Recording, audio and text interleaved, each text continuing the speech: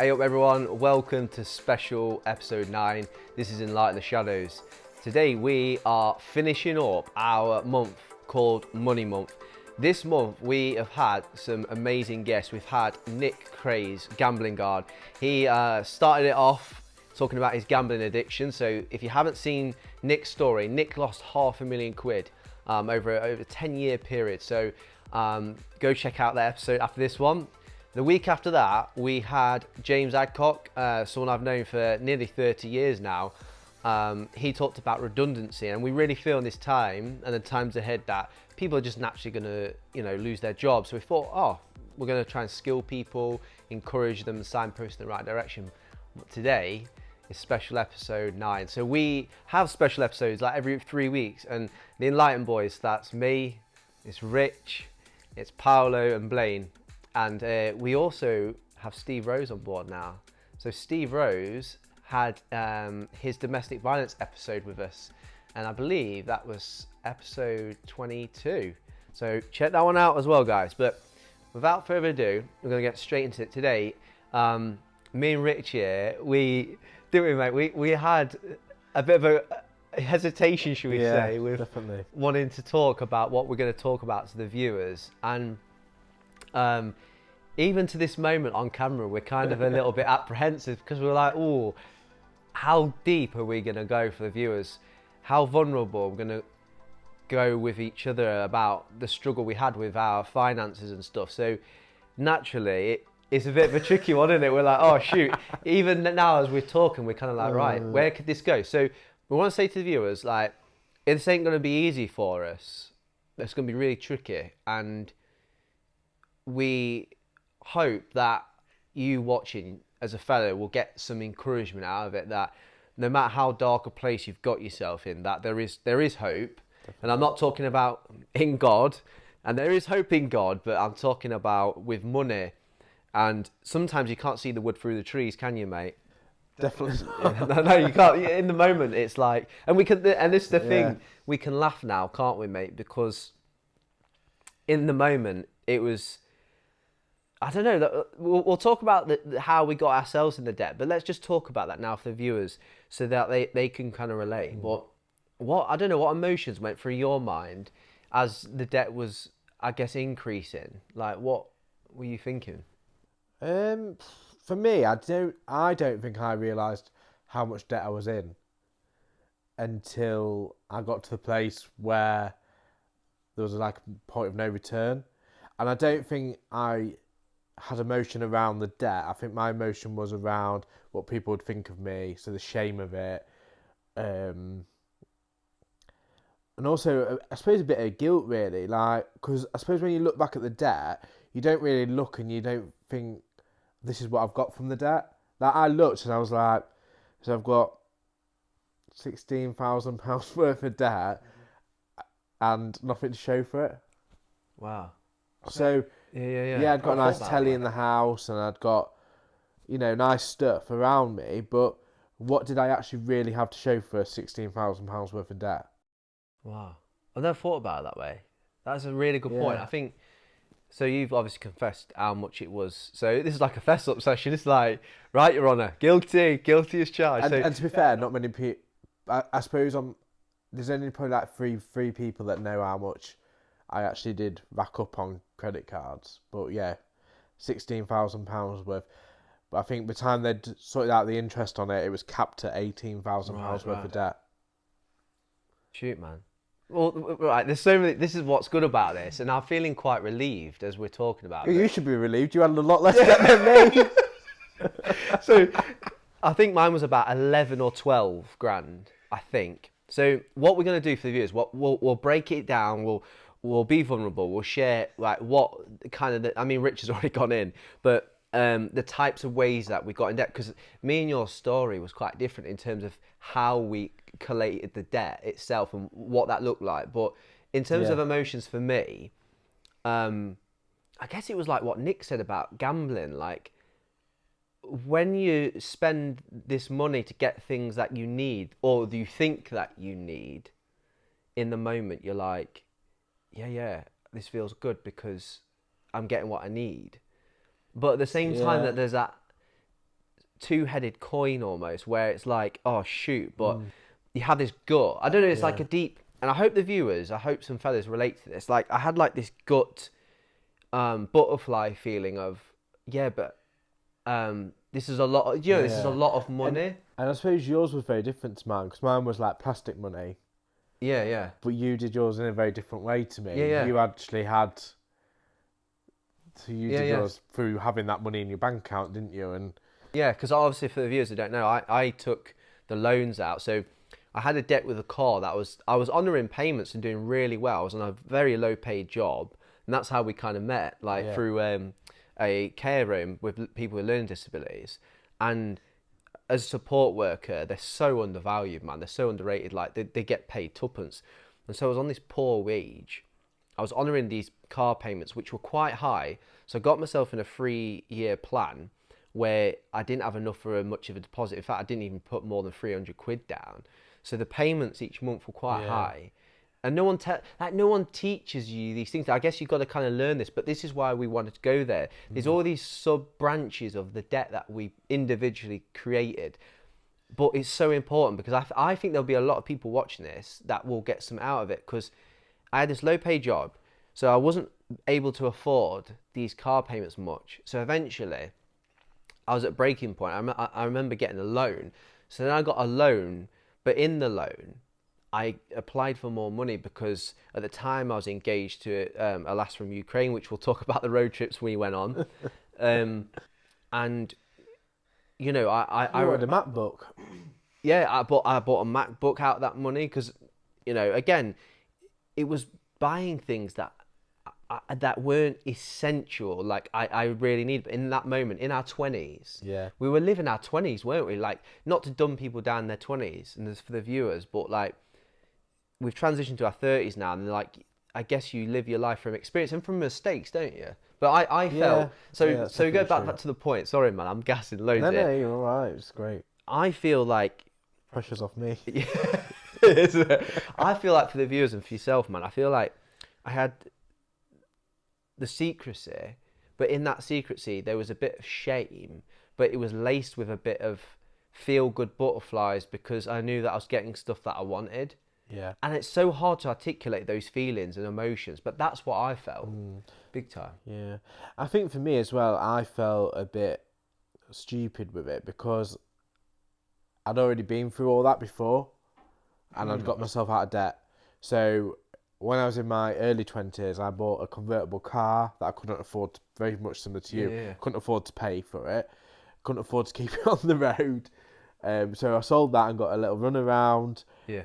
But in the midst of all that, I also, because I was in so much debt, I took out £1,000 overdraft on my account. So I used that £1,000 to live off basically, and then I could never get my way out of the overdraft. So I'd learnt all those lessons before, that, you know, not to get into debt and all that, and then I just couldn't help myself again. So what was it? So, oh man, we have got so much to kind of go through in this episode. We've got loans, we've got credit. So I want to talk about credit because I was doing credit as well. Like, so you pay your monthly payments. We've got all sorts of different ways you can get in debt. Yeah.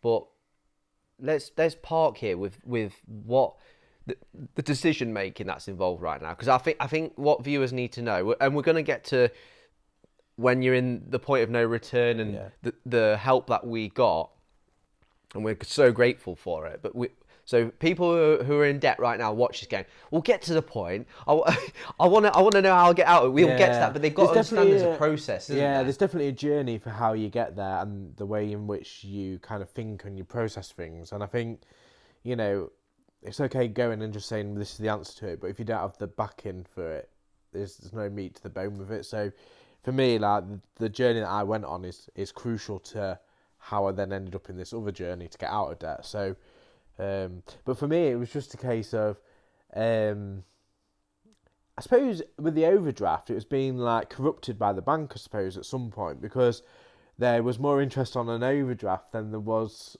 So I was paying more interest off on the overdraft than I was to pay a loan off. Wow. And that's crazy, isn't it? And they get you into the overdraft because they know that you'll never ever get yourself out of the overdraft. Because literally, you get out of it, and then your wages go back in, and then as soon as your wages go back in, that pays off the overdraft, but then you've got to go and live back in the overdraft because it's only just covered enough of your... So my wages a month are only enough to just cover the overdraft, and then I'd be living in the overdraft again because for that month I'd have no wages. This is mad. So to get myself out of it, it was like basically I needed to have like a double pay period to then... Yeah. See, I'm right. I've never had an overdraft. And every time they get an interest. So they profit out of people's debt. Yeah. See, here we go. This, guys, we're not just getting vulnerable for people to feel sorry for us. We're not into that. This is exactly why we're enlightening this dark issue, because the banks are profiting out of our I wouldn't say mistakes, because I wouldn't classify an overdraft as a mistake, but I would personally now reflect, looking back and talking even now about this, an overdraft isn't... An overdraft is very dangerous. Yeah. Because it shows on your account that you... So when your balance goes in, it'll tell you what your current balance is, and then it'll tell you what your balance is with the overdraft. And it's quite easy to then look at that and think, well, I've got 250 quid extra this month to pay. You know, I can spend an extra 250 quid because I've got 250 quid overdraft. Though, is it? It's not real money in my opinion. Like, that's not 250 quid. No, but the trick is, it shows it on your bank account that you've got that you can use. So you fall into the overdraft, and then once you're in the overdraft, even if it's like, it could be £50, every time your wages go in, that's £50 that will come off your wages, and then no doubt you'll fall back into your overdraft. Because if you needed to use if you needed to use it for 1 month, because you couldn't live on your wages, you'll need to use it every month because you can't live off your wages. This is mad. And I'll tell you who. Do you know who I think? And this is for the viewers to hear out as well. I think the banks, and this is a bit controversial, but I'm gonna say it. I think the banks profit out of students more than any other people group. I feel that they almost rely in students' naivety, and I'm not right. Students aren't naive and dumb and stupid. They're just like what we were. They live in the world. They're experiencing things, and I feel like this. I pray that this episode reaches a lot of uni students, because they'll have their student loan, they might have their job, but I bet you any money there is a high percentage of uni students who are in an overdraft or have an overdraft provision, 100%. And they profit out of them making that choice and spending money that actually isn't theirs. And they'll trick you into it, the banks, as well, with the overdraft, because initially they'll say to you, there's no interest rate on that overdraft for like the first few months. Asterisks, always with the small print. And then once you're into it, like I said, you can't get out of it. It's awful, isn't it? So then I moved on from that, so I paid that off, and then I was debt free for quite a long time. Yeah. And then I got 2 credit cards. So here we go. So credit cards, we'll talk about them, and we will get to me. And I want to make you feel like, look, this isn't like, the spotlight's on Rich, and Rich is getting owned right now on camera. But we'll come to me with credit and a bank loan, and that was it. Ultimately, it. So we talked about overdraft, credit cards. Let's talk about credit cards, because interestingly, I always hated and was really anxious with credit cards, which is funny because with the debt I got in is the same principle. It's fake money. It's credit. Yeah. It's not real money. But I was already like, oh no, credit cards. No, I won't ever go there. And when we talk about later to the viewers how we got out of our debt and how then I actually got a credit card to help me out, which we'll get on. So people were like, how did that help you out? Trust me, we'll get to it. Why? So this is a bit of a... I'm not trying to make you feel bad. What was it inside you, within your thinking, your mindset, your emotions, that led you to go, yeah, I'm going to get credit cards? Like, what happened with you? Do you know what? I can't even recall how I ended up with a credit card. Interesting, isn't it? Yeah. But I just know it was easy to go and spend money on the credit card. Yeah. So anyone that knows anything about my past, obviously, I used to go out Friday, Saturday, Sunday night drinking, and it was quite easy just to go with the credit card all the time. Just as contactless was starting to come, Never ate into my wages, just kept racking it up. I suppose with the credit card as well is, so because I was using it quite irregular, the credit allowance would just get higher and higher. So my limit on it was getting higher and higher because I was always paying off just a little bit more than what the minimum payment was. So then they'd entice you into it by, oh, we'll just up your credit Because they limit. think that you're honouring the payments, so therefore, oh, this guy's got the money. Yeah. Oh, we'll give you a bigger allowance. Which actually, oh my gosh, even right now, I'm getting revelation from this myself. I hope the viewers are, and I hope you're loving this. And if you are, press subscribe, that big red button, because this is what it's about. They know the game. It's like, I feel like we're shaming the banks here, but they're rich for a reason, right? And I feel like when they go, oh yeah, this guy's got a little bit of money, let's make him fall further into the trap of like getting into more debt, because that's what it is. They rely on that. You'll go, more credit allowance. Yeah, name someone who will go, no, I don't want it. I'll stay at like 300 quid or whatever. It's like, we're offering you up to £800 now, Rich. Yeah, and then what happened with the credit card? I just kept racking it up, and getting more and more on it. Like I said, I couldn't even tell you what I've got to show for it. Like, some of it I have, like, you know, this is something I used to do my fitness training and stuff like that, so I put that on the credit card and things like that. Yeah. So then what I did was I took a loan out to pay the credit card off. Yeah. So, because a loan, I was like, yeah, I'll pay that off monthly. That'll clear the debt, because it's, you know, there's an end point to that. Because with a loan, you can see there's an end to it. Like, you do it for 5 years and that's the end of the loan, isn't it? It's paid off. What they didn't do, though, was so I took the loan with the bank, but my credit card was with a different bank. So the bank who I had the loan with didn't know about the credit card. So then I used the credit card, and I was paying the loan off, but I was still using the credit card. So essentially, you weren't climbing your way back up to zero. You're still doing that. For the viewers, what I mean, like, that's zero, isn't it? Yeah. That's your zero, what you really have and do not have. That's your threshold. And because you've got the credit card, the loan's slowly paying it up. So that's when I'm like, it's going up. But actually, the credit card spending is just keeping you still, your hands tied to the banks, essentially. Yeah. It's mad, isn't it? Yeah, but that's naivety for you, because I was like, well, once I pay the loan off, I'll just get another loan out and pay the car. That's how I kept thinking. I was just like, oh yeah, just get my way out of it. It's a really good point, isn't it? It's like, these provisions are in our lives there to take, and because we see it as an option, like it's going to help us, right? Like, oh yeah, I'll get that, it'll help me. I think that's what we try to do. We justify in our mind, like, oh, I can get that to help me get out of this, but actually none of this really gets you out of it. I do wonder sometimes. I was thinking about it actually before we said we were going to do this. I was thinking, like, I wonder how much over the years, because obviously they put interest on your loans and your credit card. I wonder how much I've actually paid to the bank over the years, because when you think about it, I've probably got a deposit for a mortgage or something that I've actually paid, not just on the money that I've borrowed, but on top of that with the interest. I'd love to find that out, and it's a really good point. And this is for everyone really, at any age. Oh, imagine the amount of money you actually have just given for these banks to make more money and profit out of people. It's mad, isn't it? And then I ended up with a second credit card, because what I did was I did the balance transfer for the 0% balance transfer. Right. So I used to get a bit addicted to swapping my credit cards all the time for 0%. But then I ended up with 2 cards. So then I got 2 cards to play with. Yeah. So yeah. So it's like you were trying to kind of get out the debt, but something in you was still wanting to spend. Yeah, well, I had so back then I was a chef. Yeah. And if you, like, my salary back then was £300 a week. So if you work that over the month, that's £1,200. Because I was paid weekly, I used to live by the week.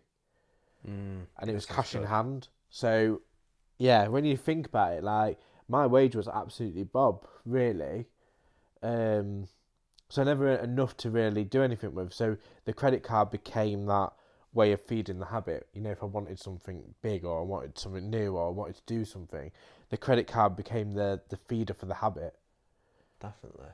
And because you don't see it, I mean, I think my mum found my statements a couple of times and was a bit like, what are you doing?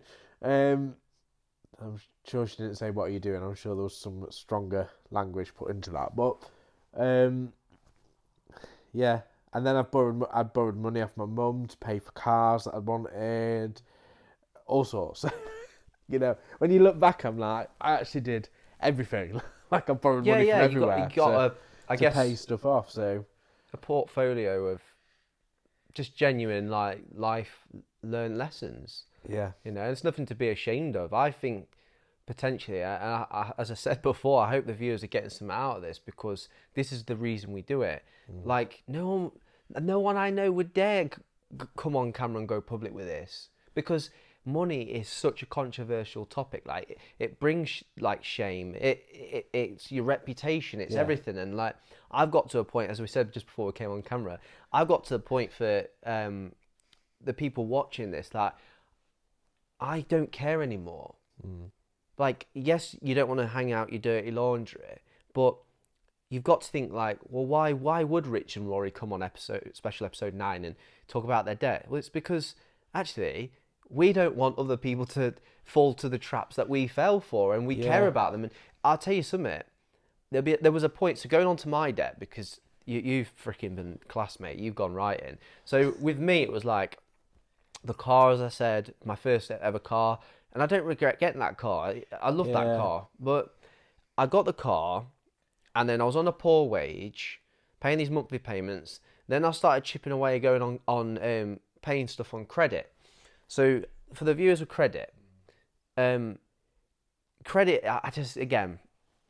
say to the viewers, if you are taking something out on credit, please, for the love of God, like if you don't have that kind of money, and subconsciously, something in you, like I'm gonna call it the little voice, is saying, "Don't do it. Can you really afford this?" And you go, yeah, it'll be all right. I'll get it. Don't freaking do it, because trust me, from my position, and Rich has done class sharing. Honestly, mate, the amount of times I bought these things like 40, 50 quid payments a month over like a couple of years, it all racks up. It all racks up. In the end, you get to a point where it's unbearable based on the income that you've got, and it outweighs. So you're like, well, how am I going to cope? So that's when the loan came in. I transferred my car debt to the loan. As we said earlier, I was engaged to a foreign lass, and I was doing my absolute best to get the visa sorted with that. And I even had help with my mum and my stepdad. And I'm so grateful for their help. And it was just like, oh my gosh, it was just all racking up. And I remember... all the engagement rings you had to keep buying. Yeah, well. I know, mate. I've got it now. We're blessed. Third time blessed. But I was just trying my best. I wasn't trying to be reckless. I wasn't trying to feed an addiction. I was actually a lot of my transactions were actually to try and better my life, but there was naivety laced all subtly through it. So I got this loan, and then it was just one payment. So with that in mind, and then when we were living together, I remember getting to it over a month or two. It was utterly unbearable. It was like, I can't do this. Like, I remember, I think we had a chat about it, and this is like, we both had our separate secret debt, didn't we? And then I think we got to the point. The funniest, I was thinking about this. The funniest thing was, can you remember though? I went out and bought a brand new spanking Ford Fiesta. I couldn't afford to pay for stuff, but I went out and bought a brand new Ford Fiesta. Sorry, we can laugh about it now. And I was just like, just go out and get a new car. Yeah. That's what I mean. That's how subtle it is. You just go, yeah. My car needed I remember it because my car needed an MOT, and I was like, I think it needs a new exhaust. Do you know? I'll just go get a new car. Yeah. It's like avoiding what really should happen and just going, and like it's like shoving it under the carpet, isn't it? Didn't tell my mum I'd got that. I just pulled up at home in my new car. No, this is what I mean. We're not dumbing down and making a joke out of debt, because debt is a serious thing, and it leads people to suicide. It does, but we have to make light of it, because we've learned our lessons, and you do feel shame, you feel embarrassed, everything. But we did get to that point, didn't we, when we lived together, where we both realised, ultimately, we can't do this anymore. Yeah. And I remember, this was naughty, and I'm not recommending this. I remember when we realised we couldn't manage this anymore, and we're going to get into the help that we got. But just before, when we both kind of had the conversation, we can't afford to do this anymore, and we found out about IVAs, and we'll talk about IVAs, but I remember like yours was the car, and mine, oh, this is awful, I had the Argos thing. Do you remember I had the Argos card, and then we bought the Hoover, the two mattresses. Beds. Yeah. And we just, and you know what? I got the new TV on the credit card, Yeah. and I did, and I put 3 months worth of rent on the credit card. Yeah. Because I was like, I can't afford the rent. Yeah, see, I don't think I even knew that, but this is the thing, isn't Sorry, it? I took your rent money. Yeah. But this is the point with viewers. It's like, they need to know this. Like, so when you realise you're about on the threshold, the point of no return, and we were, and then we knew the help was coming, like, just please, like, cut the credit cards, declare all the debts, and stop the spending. Literally, straight away, from the moment. So, Rich and I, we found out about a company called Credit Fix, which still exists, and the government, I believe, they cannot advertise IVAs. Yeah. What's it? Something voluntary agreement. Insolvency. Individual voluntary agreement. Is it? Or is it insolvency? Insolvency voluntary agreement. We'll like get there. But the government can't publicise this, guys, because if they did, it would then do what the banks do to us and other people, where they're basically incentivising debt. It's like saying, well, get yourself in a load of debt, guys, and we'll bail you out. And we don't agree with that principle, and we're glad the government haven't promoted it, so then these IVAs stop, because I think genuine people like you and I, like, we needed help. And actually, I think by that point we learned our lesson. I think that was it. Now we realised this can't happen again. So I think we did. I think even after that, I think there was a few moments when me and you still thought we were like the big dogs. Like, I've been out with you a few times, I've been like, yeah, so I'll pay for that, and I've been like, I can't really afford it. Got you. But I think through that, I think that was only a few months after. I think, you know, once I started paying it, I was like, yeah, I'm in crap now, because mine was a lot more debt than yours. Yeah. I think you touched something on there. This is really important, that we don't move from what you've just said. Like, where you were like, yeah, we think we're the big dogs. And we got to say this to the blokes, I watch him. There's something about, isn't there, with a bloke, about providing, having a bit of money, blessing people. Like, so you go, oh no, don't worry about it, bud. I got you. I'll buy this. This round's on me. Oh no, don't worry about it. There's like this. You genuinely, there's good intentions. Yeah. It's not like you're trying to be popular and, oh, everyone thinks you're dead kind, but there's something that you just go, yeah, I want to be kind, and I've just been a hypocrite there. You want to be kind, but you want to make it feel like it's genuine. Yeah. So in that, but it's like, no, Rich, Rory, can you really afford to do that? No. But in that moment, as you're about to buy that drink or whatever, in your mind, it's like going, right, can't afford that. And then you fight and go, no, it'll be all right. You push it away. So, viewers, if you had those little voices again that say, can you afford this? Listen to them. Listen to the voice of doubt, because that is it. All day long, right now, this is a nugget. Listen to the voice of doubt, because it's probably telling you, don't do it. So, yeah, it's weird, isn't it, as a bloke? I don't know. What do you think about that? Like, as...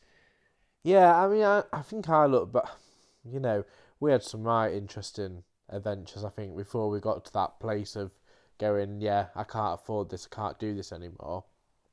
I think for me, one of the ones was like when we went to Ukraine. Oh yeah, we drove, didn't we? Yeah. For the viewers, we drove all the way to the Polish-Ukrainian border, didn't we? So like when your car broke down and things like that, I was just like, yeah, just put on the credit card. It goes back to what we said. I couldn't. We were in Germany. The car kept cutting out. Like, literally. Yeah. I can hear the noise. Do do do do. The car's cutting out, and it just slowly stops. We wait a little bit, turn it back on, crack on it, and it got to the point we kept doing it more and more. We was in West Germany at that point, so we went to Dortmund, and it got to the point where Rich knew that there's no way I could afford car manufacturing parts, and we was just having a mission, weren't we? On a holiday, we was going to see my ex, and it was going to be brilliant. But it was that thing again where you were like, oh, well, why wouldn't I? I'm trying to help him, and I don't know. You in my opinion, you still did an amazing thing and a kind thing and maybe the right thing, because the part that we had, it cost 600 quid or something. Yeah. And it came overnight, and then we stopped in the hotel, which we didn't plan on stopping in any hotels, and yeah, man, it's just.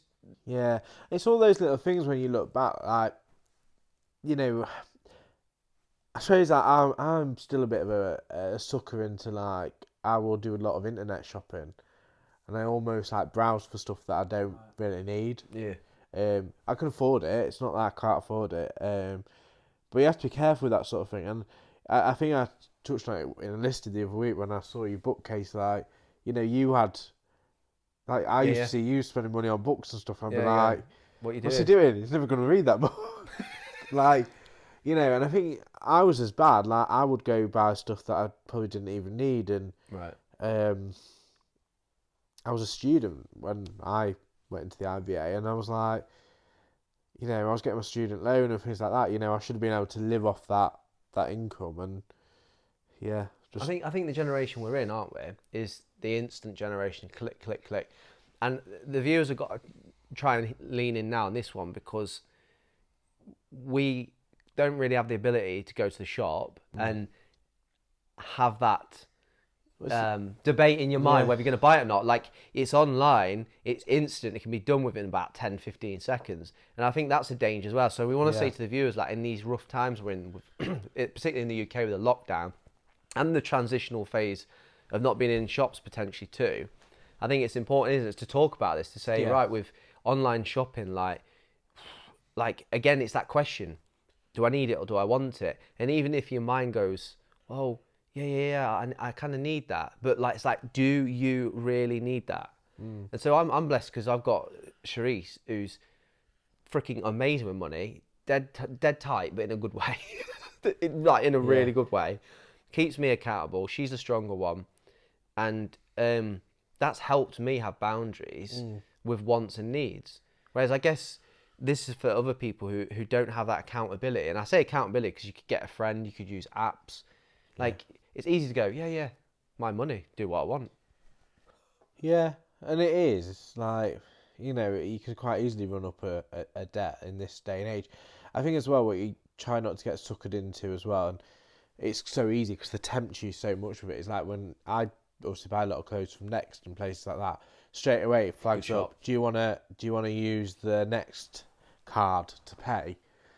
And store cards are like one of the worst things you could ever. They're even worse than credit cards, because the interest rate on them is so phenomenal you don't even realise. No. And you just get suckered into that same thing. And I think that's the thing. You look at things, don't you? And they'll always give you that option when you go to buy something. Do you want to put it over 6 months credit? Suggestive sales. Yeah. So all then day you long. think. So it's like you've got money that you haven't got. So then you'll probably, instead of getting maybe one T-shirt, you'll go buy 3 or 4 T-shirts. And I think that's one of the things you have to be really careful of. Shining a light on it, guys. Aren't we? It's true. Yeah. We got to. It's like, I don't want this episode to feel like we're telling people to suck eggs. I would never say no, don't do that, because everybody's got a right to do what they want to do in life. I would just say be cautious about doing that. Yeah, man. Because it's, once you're on that slippery slope, it's quite easy just to keep going with the slippery slope, and then you never know when to come back off it. Like with the credit card thing. So, I could have spent, I think on total, I could have probably spent up to about £40,000. I think I had £20,000 on each credit card.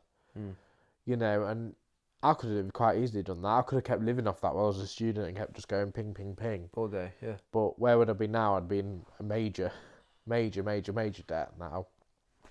And I think people don't realise, they see that credit limit, but on top of that credit limit, they're always slapping on the interest. And obviously the bigger you get your card, the more interest they keep putting on it and putting on it. Bad, isn't it? So I suppose you have to learn to say no at some point. Yeah, well, that's the point, isn't it? We didn't. And then when we start the IVA, what they do, and this is not to freak people out, and it's very, oh very... my gosh, I remember very the first time I saw my name on that list. It's embarrassing, isn't it? And it's like we're at Alcohol Anonymous right now, but this is really hard to say.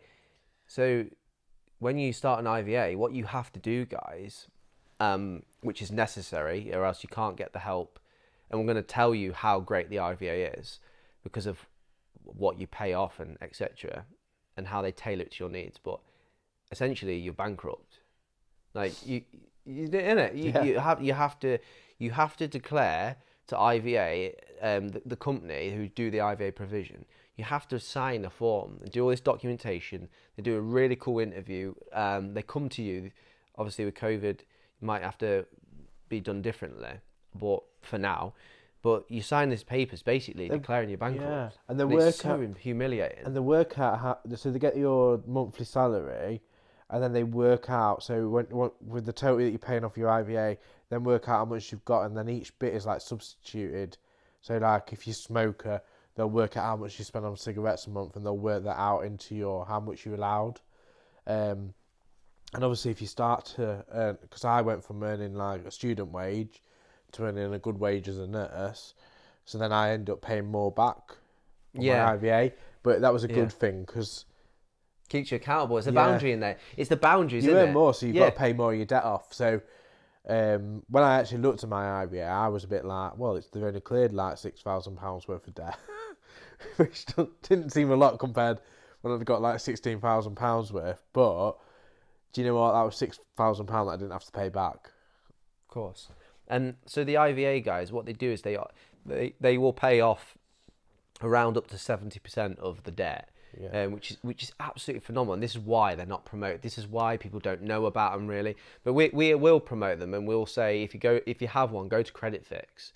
And we want to be clear, if you have no point of any return, if it's too dark, then it's an option. And I think there is some steps you can do before you get to that stage. Yeah. So before you declare yourself bankrupt, there is a few steps you can do. So you can approach your creditors and tell them this is what I earn and this is what I can pay back a month, and they can do a cap of that. This is good. Or you can do a debt management scheme, which is the step before that. And to be truthful, if I had known a little bit more information back then, you wouldn't have done the IVA. I wouldn't have done the IVA. I would have done the debt management scheme, because you're not bankrupt with the debt management scheme. Massive. You're just paying the debt off. So that the more you earn, the more you can pay off it. So they'll say maybe like you pay 50 quid a month off it, but you'll pay that until the debt's clear. But they'll cap the interest on it. And I wish sometimes I'd gone down that route, because I think, with the IVA, like even to this day, blacklisted for a while. I'm still blacklisted, and I can't, like I've got them deposit for a house and things like that. I can't do anything with that money, which isn't a bad thing, I'm waiting my time, but only till September, and then that'll be cleared. But I think, that's one thing you're in 6 years of bankruptcy. Yeah, because you're told 5, aren't you? Yes. To the viewers, you're told 5 years of paying it, and then it's finished. You get a certificate, you send it out to those creditors that you're indebted to tell them, I've done it, it's paid, it's honoured. But then you still got to wait another whole year after you finished, don't you? So you're in the clear, per se. And I'll tell you as well, the other thing you want to be careful of. So mine was with 2 banks, my credit. So it was two reputable companies, so Lloyds and Barclays. And what they actually did was they sold my debt off. So I entered the IVA under Lloyds and Barclays. Then they sold my debt off, and then it looked like I'd got 4 different debts. This is what I'm with mine, and I didn't talk to you about this. So I had... So it looks like you defaulted on lower accounts. I had lower numbered of debt in debtors, and it then multiplied because they sold my debt as well. And then you're like, hold on a minute, I didn't have these people, but this is how that's how they survive. Yeah, and that affects your credit rating score. Because the more accounts you defaulted on, and I think strategically they do it at a certain point in the IVA process because they know it'll affect you in the long term. Mm-hmm. But there is a way out. Like, you can build it back. So what we both decided to do actually was towards right at the end of our IVA, when we almost finished. Can you believe I'm saying this? I got another credit card, didn't I? Oh my God. People are like, what the frick are you doing now? So there are specialist banks who do your research though. Or everything we're saying today, we're saying as advisory information. This isn't gospel. This isn't the be all end all. This is not us giving complete and utter financial advice as specialist advisors. We're not. We're just saying we are two blokes, regular people like you, and we've gone through a journey, and we're just giving our experience, and we're saying here's some signposting. So just to be clear, so there are banks, if you research them, ones you probably haven't heard of actually, and you can find out a special credit card that is there for you once you have learnt your lessons, because trust me, we learnt our lessons.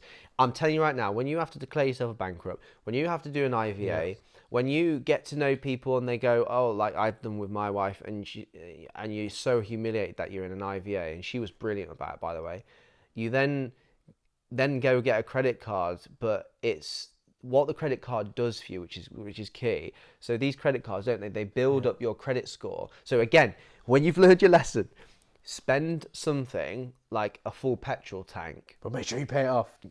Exactly.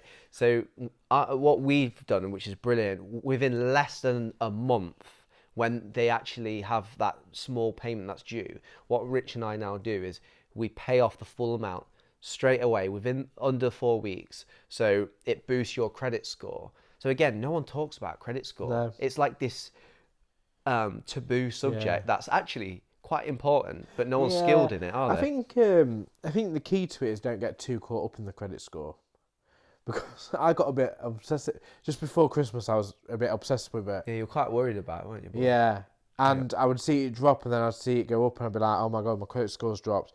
But they drop and they go up on a daily basis. And I'll tell you the other thing that really does annoy me with the credit score, and it is a biggest piss take ever, is if you're married, they take both of you into consideration. Yeah, the two salaries, yeah. If you're single, you're absolutely screwed to the nine pole, because you've got your salary, and that reflects on your credit score. Yeah.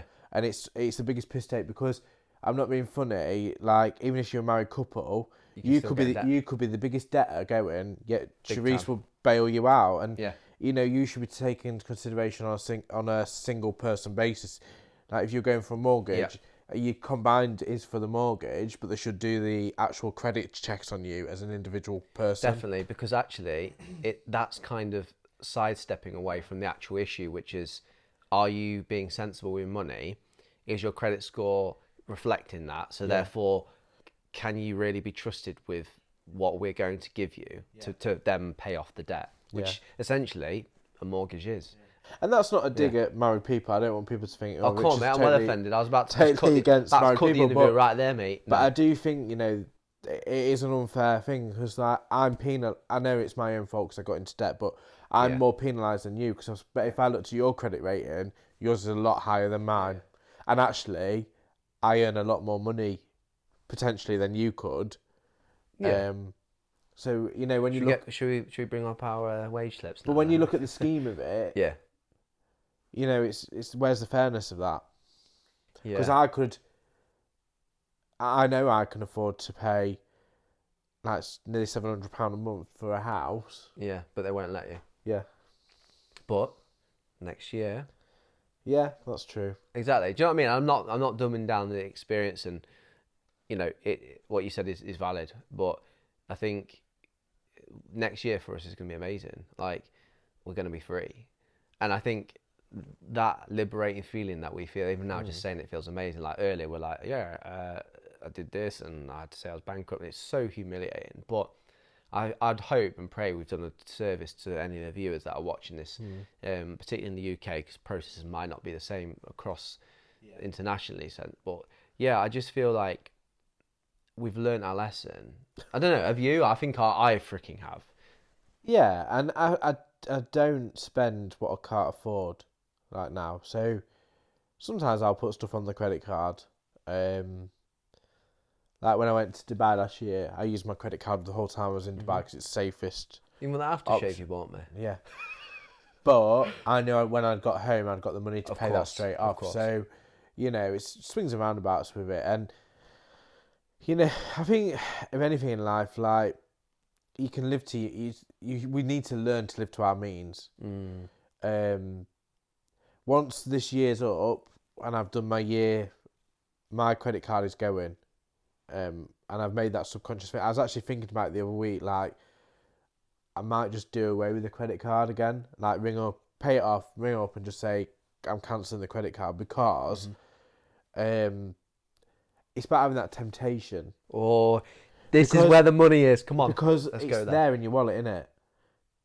Of course it is. So I know that I've got nearly £2,000 I can use on that credit card, and there's stuff that I want in life. Do I just go put it on the credit card? Like the other night, I was thinking, like I said to Rory earlier, I wanted to learn to play the guitar, and I've seen a really nice guitar, and I was like, do I just go put the... And it's not like it's thousands and thousands of pounds, but obviously it's like... Hundreds.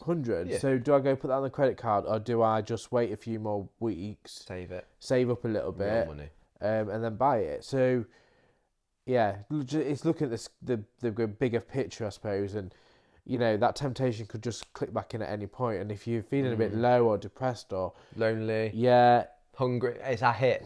Hit, isn't it? Yeah. H-I-T. H is... hungry. I is isolated. T is... oh my gosh. Tired. Yeah, you got it. Hit. It works for everything, fellas. Hit works for everything. It doesn't matter if it's gambling addiction, pornography addiction, alcohol addiction, drug addiction. It works all day long. Hit. So this is what we want to bring to you, because what Rich just said is massive about the temptation. Temptation won't go away. Me and you are going to be tempted the rest of our life to buy like nice things that, you know. But it's the key of, right, Rory, can you afford it? It's like, well, yeah, and I think that's the thing as well. Like, it's about having that little. So for me, I save up now, and I see it as a treat. And even like buying the guitar, I was justifying it in my head the other night. I was like, but will I play the guitar, or will I get it and then not play it, and then will it sit there gathering dust? Will I be able to learn the guitar? Will I not be able to learn it? So I go for all those now, where I almost do it so I talk myself out of doing stuff, like buying things.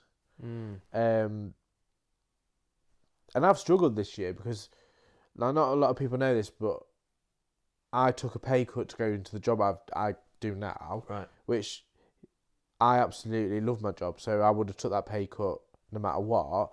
But before I'd have put like an overtime shift in, I don't have that joy anymore of like going, oh, I'll do an overtime shift. So I've had to learn to cut back a little bit. Not in a bad way. I still, you know, eat nice food. I, you know, do stuff. I buy clothes when I want. But I've had to learn that if I want something big, you've got to save up for it. And I think it's been a good thing for me. And you know what? Like, people watch this might go, well, freaking duh, obviously. Like, if you can't afford something, don't buy it. But you could say this about alcohol. Well, duh, stop drinking so much. Everyone's got a little Achilles heel. And I'd say this is probably one of our top 2 Achilles heels. Yeah, but there's a little... when you've got the credit card, there is that slight thing. It's there. You could just go do it. Of course it is. It's like I guess the equivalent... I know I keep saying alcoholism, but I feel like it's on a topic we need to go for. But it's like an alcoholic having bottles of spirits in your house, like what we've got over there where I'm pointing to. Yeah. It's like, no, just try and not allow it to be there. So for us, like, as we've said to the viewers, we've got credit card that is specifically tailored to boost your credit score for people like us who have made those mistakes. But, you know, as we've said, and Sharice and I have agreed, once the 12-month period post IVA's over, I'm getting rid of it. I don't want it. I don't need it. I'm only doing it for that one principle: is I learnt my lesson, and this is a help for me going forward. So, yeah, man, it's I just hope that people don't go, well, yeah, obviously you don't spend something you haven't got, but that's not the case for some people. But that was the position I was in previously. I didn't have that money then. I still spent it. So you have to learn and learn to budget. And I think that's one of the biggest keys to not getting yourself in debt, is learning to budget. So when I get my wages now, there's a little app on my internet banking, and I can look at the upcoming payments, you know, like your direct debits and your standing order. Yeah. So I automatically know for that month, like, that's the amount that's going to go out. So then I know that I've got that amount left, that I've got free money to spend. Yeah. give and take a little bit, because sometimes you've got yeah. other commitments you've got to do. But so I always know that's what I've got left over, and that's the only bit I've got left to spend. And I think, you know, once you learn those little skills, budgeting, this is what you've got to spend, and this is what I can do. Life does become a little bit easier. Of course it does, and that's what we're all after at the end of the day, isn't it? So I think, you know, there's some element around, you know, you've got to take ownership of it yourself and start to budget. And budgeting can be any way that you kind of want it to be. Like, there's apps for it. Yeah, definitely. Some people are really stringent with the budgeting. Some people can be a bit more relaxed.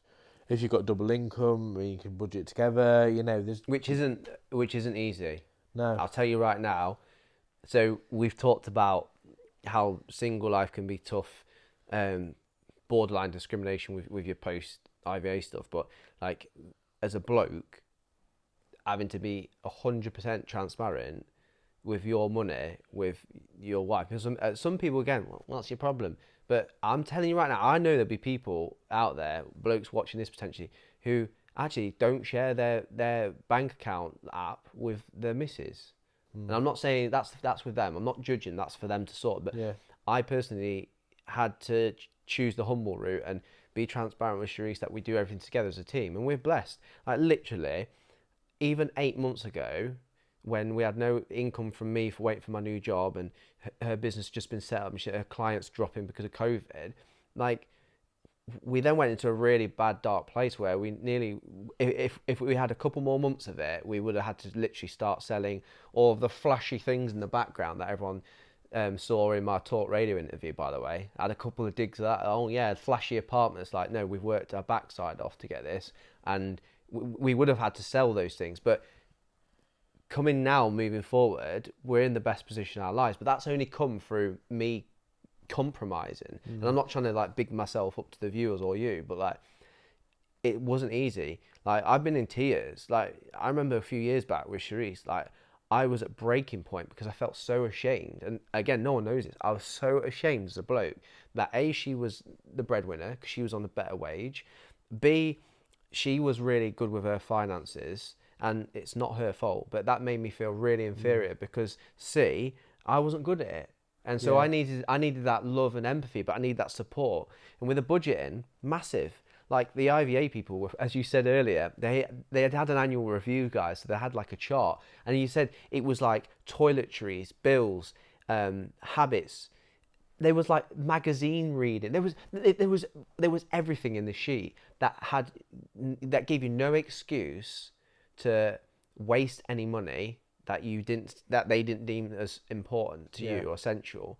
And then it safeguarded you for that 5 years to get us to this position. So yeah, man, I had it tough for a lot of things that I've struggled with that I never shared to anyone, let alone you and this camera. So I just hope that this encourages people to not to go out on Facebook and make a status that I'm X amount in debt and I need help. It's like, look, reach out to us, guys. Like, we're here, aren't we? We're here for you. Yeah, and I think, you know, there is a light at the end of the tunnel. Yeah. And whatever option you choose to go with that, you know, there is light. And yeah, man. Like I said before, probably we chose a harder route. Yeah. Through the IVA than we probably would have done if we'd have gone through debt management and stuff, you know. But we're in that position now, and we are nearly out of it. Yeah. Yeah. You know, what have we got? 6 months left? Yeah, not long, mate. 6 months. So, you know, once those 6 months are up, we're out of that hold that's over us. But I think, there is light at the end of the tunnel. No matter what debt you get into, you know, you can get yourself out of it. You can, yeah. One of the biggest bits of advice I would say is speak to somebody independently than your bank. Yeah, that is a corker. Because I always remember when you went to get your loan, I came with you that day, and they suckered you in even deeper with that loan. But in the moment, I didn't know it. No. Nor did I realise that banks, they say, we got your best interest, we'll help you. So they got the nice comfy seats, the room and everything, all that, make you a cup of coffee. Mate, it's for me, I'm sorry, it's BS. And it's all this hidden agenda. What you'll get with Enlighten is we're not after anything off anyone. We just want to provide a service for people so that they feel comfortable, and then they let's be blunt, they don't take their own life. B, they go, oh, actually, there might be something here for me to get out of this. And C, we don't ask anything off no one. Like, why else would we do this today on this episode? It's like, it's the most vulnerable thing I've probably ever done in my life. Genuinely. And I've been at uni and ran naked to a swimming pool and back and done all sorts of mad. I've done mad stuff in my life where you're like, well, that's about as vulnerable as it gets. But I would put this right up there, mate, today on this episode. Yeah. Massively. But yeah. It's I don't know. I don't know. It's been hard, but I feel like, I don't know. I feel all right. Yeah. Do you know what? I think that's it as well. Is don't be ashamed by it. Like, we don't know what goes on behind people's closed doors, and you know, people might think, oh, you know, stupid lads, you got into debt, but actually, you know, there could be people that are, you know, a lot more in debt than us that just need that release. And I would just say don't be ashamed by it, and seek help and support from people that are not associated to your bank. Yeah, and guys, throughout this video, as Rich and I have been chatting to you, we've been signposting you, as you're aware on the screen. We've been putting up things for you guys to access that help and get a bit of support that way. There is another real good support network out there, and you don't have to be a Christian to use it. But it's CAP. That's mad. As I was saying to the viewers, that stuff come up. We've put CAP up on the screen because they're some mad stories. You know, they're not judgmental. It's all done out of the kindness of people wanting to support you and that. And you know, I know it sounds like, oh, you know, you're pushing the church a little bit, but you know, CAP are there. They're specialists, and they've got branches all across the country that can help you. And they don't profit out of that. Yeah. They're a charity based. But I'm going to say this about this because people are starting to slowly hear this about Enlighten, about the Christian ethos we have. It's like, yeah, I'm born again. I love Jesus. Rich does as well. And we don't say that with shame, but at the same time, it's like with CAP, they're there as a loving support service to provide for people who are struggling in their life.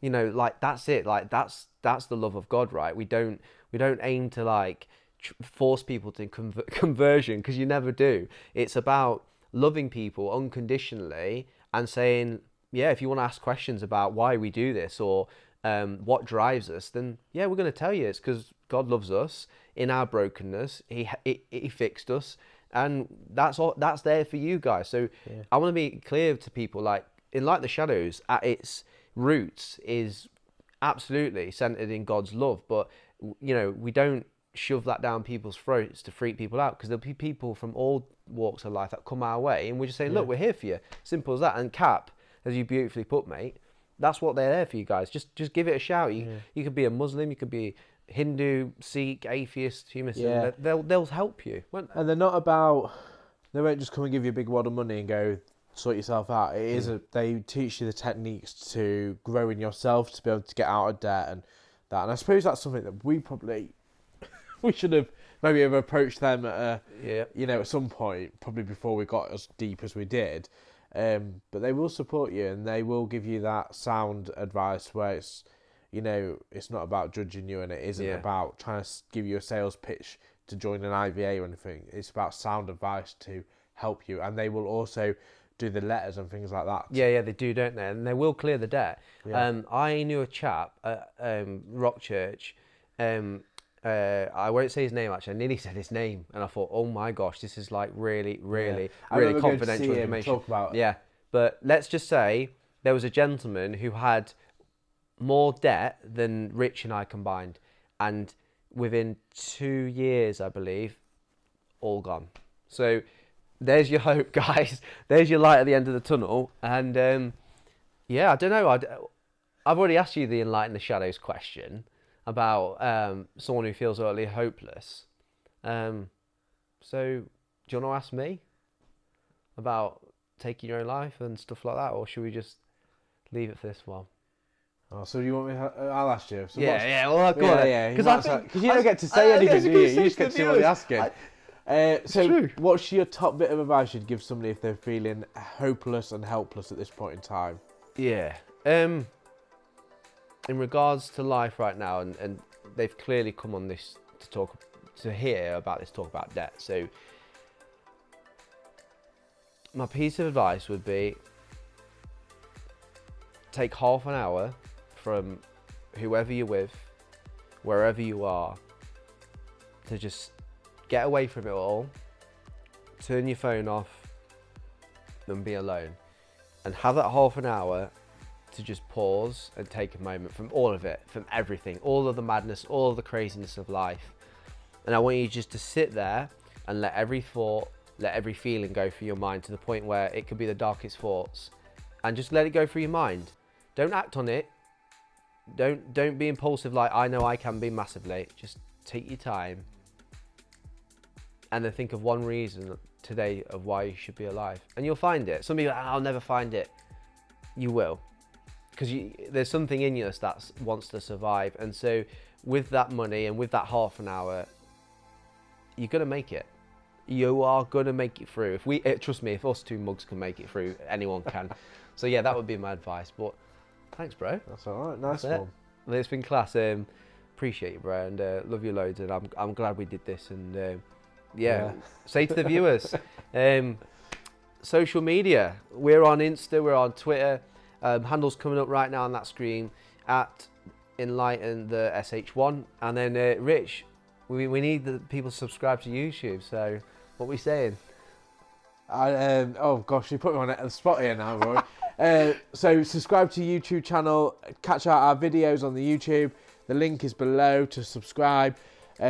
Yeah, it's been a good pleasure. Nice one, guys. See you guys. Have a great week, and we'll see you next week for next episode. We've got 2 in the mill, so we're not gonna announce it just yet. But I'm very excited about a couple of guests we got in the pipeline. Very, very inspirational people. So yeah. Wow. See you later, guys.